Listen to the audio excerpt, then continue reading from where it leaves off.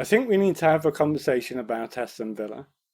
You know, last season they started the season very poorly under Steven Gerrard. You know, 2 wins from the opening 12 games. And they looked like a club that was in absolute disarray. And I think that that's how most probably Aston Villa fans regard the beginning of last season under Steven Gerrard. And clubs that find themselves making these kind of quite poor managerial appointments and decisions, they can oftentimes they can fall down and just continuously fall, like they've just opened up the pit and let themselves drift into it. You know, I remember, for example, Wigan Athletic. They won the FA Cup, and then the season after that they played Europa League football whilst competing in the Championship, and they've just dropped and dropped and dropped and dropped ever since. And that could have quite easily happened to Aston Villa. They could have found themselves in the Championship, drifting down the leagues. You know, maybe the owners they sell it for a massive loss just to get rid of the bloody thing, and they just fall and fall and fall and fall. And luckily, they made the decision at the right time and got and moved Steven Gerrard on, and brought in Unai Emery, who after the Arsenal appointment, to which most Arsenal fans consider to be a failure for Unai Emery. You know, it was a bit of a risk to bring Unai Emery into Aston Villa. Personally, I thought that Unai Emery was a bit too good for Aston Villa at the time. But it was a really good appointment in my eyes, obviously. If Unai Emery's too good for Aston Villa, then Aston Villa being able to get Unai Emery was a really good coup. And we're looking at them today, currently third in the league, and they have joint best form in the league over the previous 5 games, having won 4 and drawn 1. That's joint with Liverpool, who are expected to be title contenders, and Bournemouth, who are on a really, really good run of form, and as they look to run away from the relegation zone. And we look at that form today, and we look at their position in the league today, and it's quite obvious that Unai Emery was a coup at this point, that he was a really good get for Aston Villa. And it wasn't sort of a long waiting period for Unai Emery to start turning things around for Aston Villa. In fact, it was quite immediate. And since turning those fortunes around, sort of towards the end of 2022 last season, that run of form, that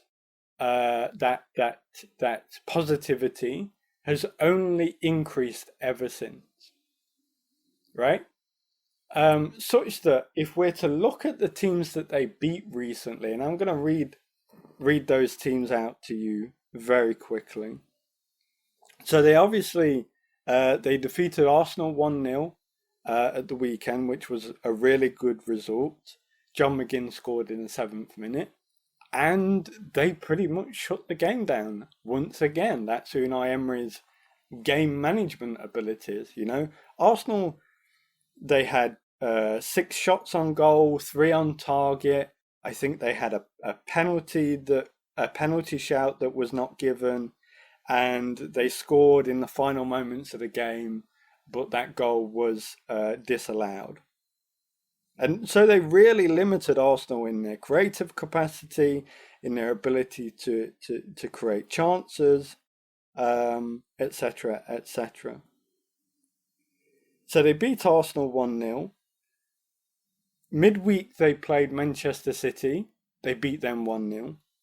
And obviously that was a game that people really didn't think that Aston Villa would have a chance in at all.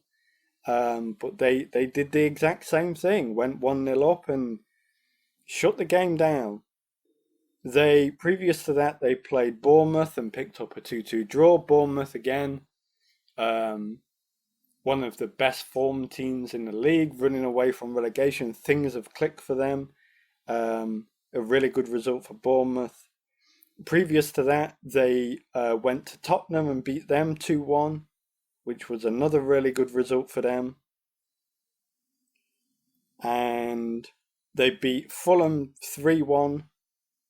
And then they lost, previous to that, they lost 2-0 to Forest.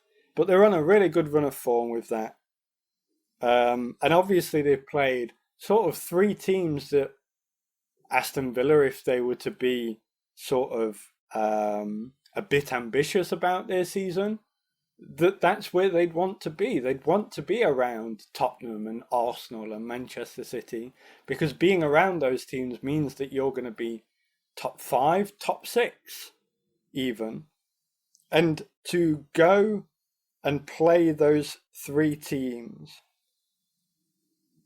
go and play those three teams over the course of 4 Premier League games and to win every single game is unbelievable for Aston Villa. Unbelievable. And I think that it's beyond the expectations that they probably would have had at the start of this season. And what's happening at Aston Villa? Well, they have a group of talented players and they have a manager who clearly has identified certain strengths in these players and has organised his team to be able to exploit the strengths of those players and get results from games that ordinarily we would think that they have no right to go and be competitive in. And I think that this season is perfect for Aston Villa to go on and sort of take that next step, go and get top 4, because the opportunity is never going to be more available to you than it probably is this season, right? Probably next season you probably have sort of City, they go and strengthen in certain key areas. Liverpool, the midfield issues that they have, those players are going to have more experience. Maybe they go and pick up another player to just solidify that. Arsenal, maybe they go and get a top striker and it's 4 goals a game for them next season.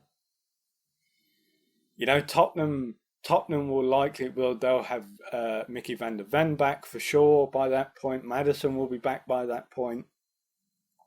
And they could add one or two really good players to their squad.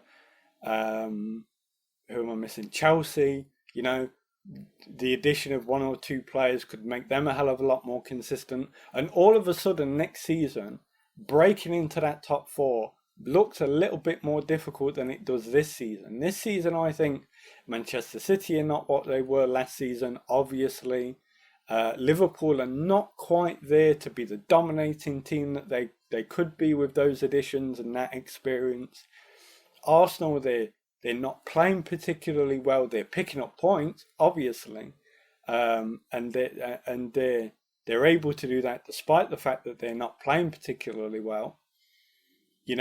But with a consistent goal scorer in that team, they could be dominating this league this season, and none of that's happening because we have 3 sort of teams that we expect to be 1, 2, and 3 this season who are not at their best.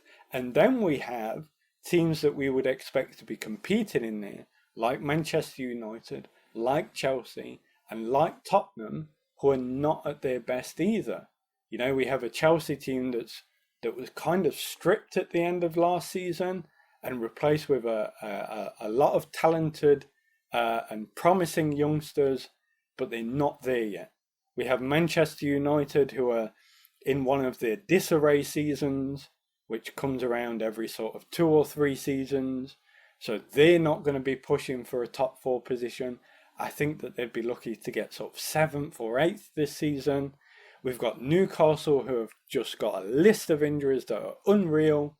And it's probably going to take them towards the back end of the season for things to start picking up again.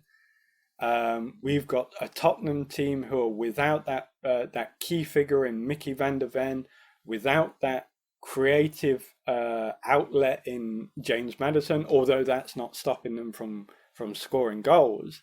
They'll be a lot more dangerous with James Maddison in the team. And with Emi Martinez in goal, probably one of the best goalkeepers in the league, in my opinion. I would put him just below sort of Ederson and the Liverpool goalkeeper, whose name is just not in my brain right now. But just below those two, I would put Emi Martinez. I think he's an unbelievably talented goalkeeper. You know, we've got a John McGinn who's just sitting in and controlling things in that Aston Villa team. You know, it seems to bring a sort of a calmness to that team on that left-hand side. We have Leon Bailey on the right-hand side. We have a Diaby who's sort of in and out of the team, a good substitute to come off the bench, a good starter to Ollie Watkins, who's an unbelievably underrated striker. We have Yuri Tielemans, a great buy from Leicester City. And things are just coming together for them. They look like they've been playing together for years. They look like they've been playing in the system for years. And the reason that they look like that is because the manager has obviously identified the strengths of these players and created the system to work on those strengths. And so I think, in my opinion, if Aston Villa don't get fourth this season and break into that Champions League list, I think that they'll be very disappointed. But regardless, I think that they'll continue on being one of the more exciting teams in the league this season. If you like this video, don't forget to like, share and subscribe. Comment down below, what do you think about Aston Villa this season? Do you think they'll get top 4? And if so, what do they need to add at the end of this season in order to maintain that, in order to re-achieve that next season as well? And have a great day.